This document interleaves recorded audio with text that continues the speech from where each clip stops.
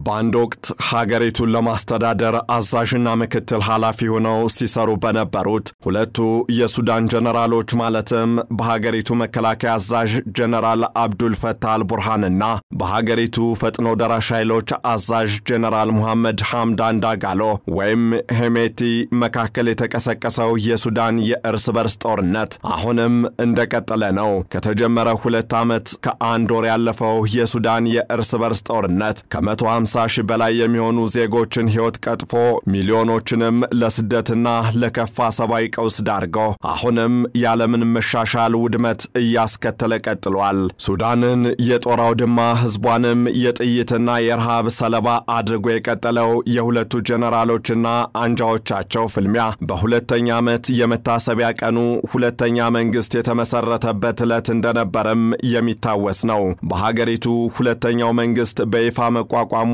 በፈጥኖ ደራሽ ኃይሎች ዋና አዛዥ ጀነራል ሙሐመድ ሐምዳን ዳጋሎ ሄሜቲ ከተገለጸ ከ30 ቀናት በላይ ቢቆጠሩም የ22 አባል ሀገራት እንዲሁም የ7 ታዛቢ ሀገራት ጥምረት የሆነው አረብ ሊግ የሁለተኛውን መንግስት ምስረታ እቃወማለሁ ሲል አስታውቋል። ራሳቸው የአረብ ሊግ አባል ሀገራት ጎራ ለይተው ተፋላሚ ኃይሎችን እየረዱ ባለበት ሁኔታ በጋራ ተሰባስበው ይህንን መሰል አቋም ይዘናል ማለታቸውም አጃኢብ ያስባለ ጉዳይ ሆኗል። በሌላ በኩል ደግሞ የአፍሪካ ህብረት የአረብ ሊግና የተባበሩት መንግስታት ድርጅት የሱዳንን የእርስ በርስ ጦርነት ለመቋጨት በትብብር ለመስራት መስማማታቸውን አስታውቀዋል። እነዚህንና ተያያዥ ጉዳዮችን በዛሬው ዓለም አቀፍ ትንታኔያችን ልንመለከት ወደናል። ከትንታኔ ዘገባው ጋር ታሪኩ ጋሹ ነኝ።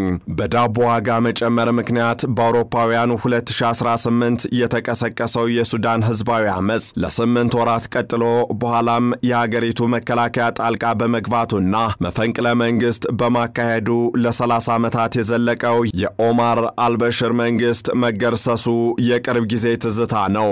በኤፕሪል 11 2019 የአልበሽር አስተዳደር ከወደቀ በኋላ አስተዳድሩ በወታደራዊ ሽግግር ምክር ቤት ተተክቶ ከሲቪልና ከወታደራዊ ኃይል የተውጣጣ የሉዓላዊ ምክር ቤትም ተሰይሞ ጠቅላይ ሚኒስትር አብደላ ሐምዶክ ተሹመው ቆይተዋል። በወቅቱ የሀገሪቱ መከላከያ የህዝቡን ተቃውሞ ሰምቶ ጣልቃ መግባቱና ፈላጭ ቆራጭ የነበሩትንም ኦማር አልበሽርን ከስልጣን ማውረድ ብቻ ሳይሆን በፈጸሟቸው የሙስና ወንጀሎች ለፍርድ እንዲቀርቡ አለፍ ሲልም በወቅቱ በአዲስ አበባ የነበሩትን አብደላ ሐምዶክን አስጠርቶ ጠቅላይ ሚኒስቴር ማድረጉ አድናቆትን አስገኝቶለት ነበር። ሆኖም ጠቅላይ ሚኒስትር አብደላ ሐምዶክ ከ2 ዓመት በኋላ ማለትም በ2021 በወታደራዊ ኃይሉ መፈንቅለ መንግስት ተደርጎባቸው የነበረ ሲሆን ከህዝብ በተነሳው ተቃውሞ ወደ ስልጣናቸው ተመልሰው በጃንዋሪ 2022 ስልጣናቸውን በፈቃዳቸው ለቀዋል። ይህንንም ተከትሎ ሱዳን በሉዓላዊ የሽግግር ምክር ቤት ኃላፊ ጀነራል አብዱል ፈታህ አልቡርሃንና በምክትሉ ሙሐመድ ሐምዳን ዳጋሎ እጅ ወደቀች።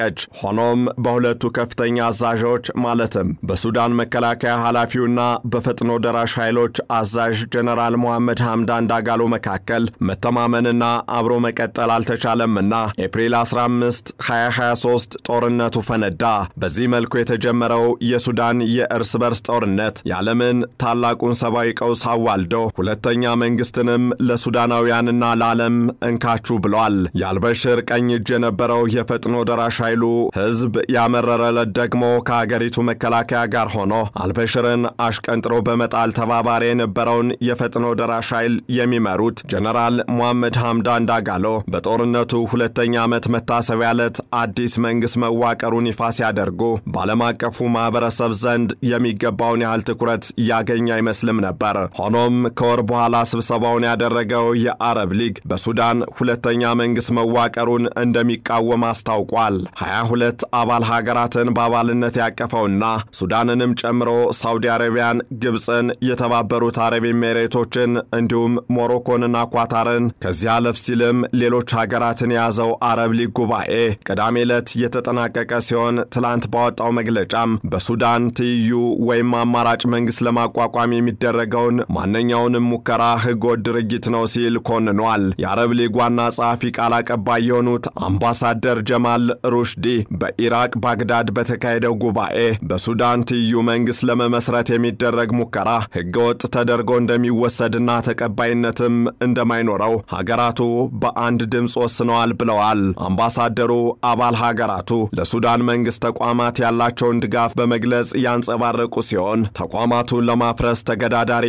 መሰል አደረጃጀቶችን ማዋቀርን እንደሚቃወሙም አስታውቀዋል ብለዋል። ቃል አቀባዩ አምባሳደር ጀማል ሩሽዲ አክለውም በፈጥኖ ደራሽ ኃይሎች እየተደረገ ያለው ተገዳዳሪ መንግስት የማቋቋም ሂደት በሱዳን አንድነት ላይ ከፍተኛ አደጋን የሚደቅን በመሆኑ በሊጉ ከፍተኛ ነቀፌታ ቀርቦበታል ብለዋል። አለፍ ሲልም ይህ በሱዳን እየተስተዋለ ያለው የሁለት መንግስት በአንድ ሀገር የማዋቀር አካሄድ በአጠቃላይ በአረብ ሊግ ጥምረት ላይ አሉታዊ ተጽዕኖ የሚያሳድር በመሆኑ ቀውሱን ለመፍታት ፖለቲካዊ መፍትሄ ሊፈለግለት ይገባል የሚል ድምዳሜና ስምምነት ላይ መደረሱን ቃል አቀባዩ ጠቁመዋል። የአረብ ሊግ የሱዳንን ግዛታዊ አንድነት ሉዓላዊነትና የህዝቧን ደህንነት የሚያረጋግጥ አካሄድ እንጂ የተፈረካከሰችና የተበታተነች ሱዳንን ማየት እንደማይፈልግ ብቻ ሳይሆን መሰል አካሄዶችንም እንደሚያወግዝ ነው በኢራቅ ባግዳድ ስብሰባው ውሳኔ ላይ የተደረሰው። በሌላ በኩል ደግሞ በዚሁ በባግዳድ በተካሄደው የአረብ ሊግ ጉባኤ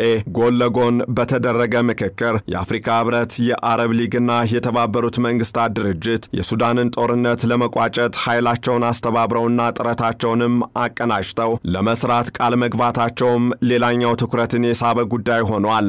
ሶስቱ ተቋማት ባወጡት የጋራ መግለጫም ለሱዳን ሉዓላዊነት፣ ግዛታዊ አንድነትና ነጻነት እንዲሁም የሀገሪቱ ተቋማት ተፈረካክሰው እንዳይወድቁ ለመስራት ያላቸውን የጋራ ቁርጠኝነት ገልጸዋል። ተቋማቱ በፈጥኖ ደራሽ ኃይሉና በሀገሪቱ መከላከያ መካከል እየተካሄደ ያለውን ጦርነት ለማስቆም የሱዳን ህዝብን ስቃይ ለመፍታት ሰብአዊ ድጋፍ እንዲቀርብ ለማድረግና ዘላቂ የተኩስ አቁም ስምምነት እንዲደረግ ለማስቻል ውይይቶችን አድርገዋል ተብሏል። የአፍሪካ ህብረት፣ የተባበሩት መንግስታትና የአረብ ሊግ የሱዳንን የእርስ በርስ ጦርነት የጸጥታው ምክር ቤት ስምምነቶችን የጂዳውን ስምምነት አለፍ ሲልም የአፍሪካ ህብረትና የአረብ ሊግ ውሳኔዎችን ተፈጻሚ በማድረግ መፍታት ያስፈልጋልም ብለዋል። ከዚህ ጋር በተያያዘ በባግዳድ በተደረገው የአረብ ሊግ ጉባኤ ላይ ሱዳንን ወክለው የተገኙት የሉዓላዊ ምክር ቤቱ አባል ኢብራሂም ጃባር በመከላከያ ኃይሉ የሚመራው የሱዳን መንግስት ለተባበሩት መንግስታት የቀረበውን የቀውስ መፍቻ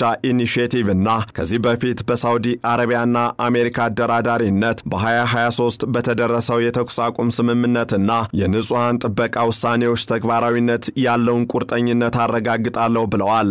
በእርግጥ የሱዳን ቁርጠኝነት የሚሆን የአረብ ሊግ አለፍ ሲልም የአፍሪካ ህብረትና የተባበሩት መንግስታት በጋራ በመስራት ሱዳንን ለማረጋጋት ቃል መግባት ይበል የሚያሰኝ ሚሊዮኖችን ከረሃብና ከስደት እልፎችንም ከሞት የሚታደግ ውጤት ሊያስገኝ የሚችል ነው። ይህ መሆን የሚችለው ግን ተቋማቱ የገቡትን ቃል ወደ ተግባር መለወጥ ከቻሉ ብቻና ብቻ ነው። እንዲያም ሆኖ መሰረታዊ ጥያቄዎች ብቅ ሊሉ ይችላሉ።